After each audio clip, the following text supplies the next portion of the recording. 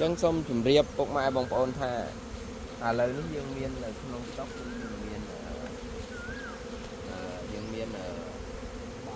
បាក់ទឹកឃ្មុំយើងមានអីវ៉ាន់នៅក្នុងស្តុកគឺយើងផលិតផលដែលចេញពីឃ្មុំឥឡូវនេះគឺយើងមាន3ប្រភេទទី1គឺលំអងឃ្មុំទី2គឺទឹកឃ្មុំទី3គឺដុំបាត់ចំណែកឯកមូនឃ្មុំគឺយើងដាច់ស្តុកហើយបាទគាត់ដាច់ស្តុកហើយនៅឡើយតែមិនទាន់ស្លអញ្ចឹងយើងមានតែទឹកឃ្មុំដុំបាត់ទឹកឃ្មុំហើយនឹងលំអងឃ្មុំឥឡូវសូមជម្រាបជូនពុកម៉ែបងប្អូនតិចទៀតពីតម្លៃរបស់ទឹកឃ្មុំលំអងឃ្មុំហើយនឹងដុំបាត់ទឹកឃ្មុំសម្រាប់ដុំបាត់ទឹកឃ្មុំវិញយើងលក់មក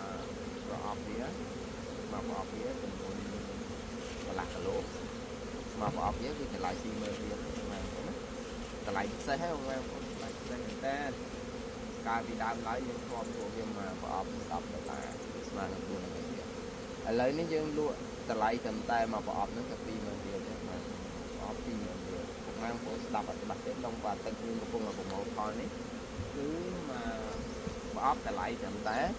20000រៀលទេ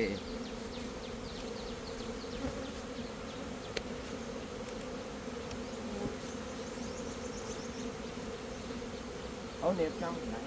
តែតា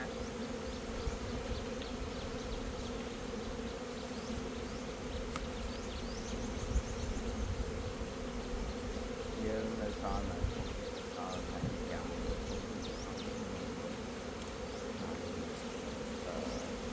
ដើមដំបូងចេះយើងអត់ទៅស្ពោហ្មងទេដងបាទឹកយើងកាត់បានអស់ច្រើនហើយថា400-500ប្រអប់តែយើងដាក់ជូនម៉ូយយើងដាក់ជូនម៉ូយអស់ហើយតែសល់លក់រៀលហើយ100-200ប្រអប់ទេបាទចឹងម៉ែបងប្អូនមានម្ដងតការបើម៉ែបងប្អូនអាចមកតាមទីណាហើយបន្ទាប់ពីខ្ញុំចប់ការ live ទៅខ្ញុំតប comment ពុកម៉ែបងប្អូនតាមឆាតឃើញពុកម៉ែបងប្អូនយើងឆាតមួយច្រើនគឺ message លោតចូលច្រើនតែអត់មានពេលវេលាអត់ទេដោយសារយើង live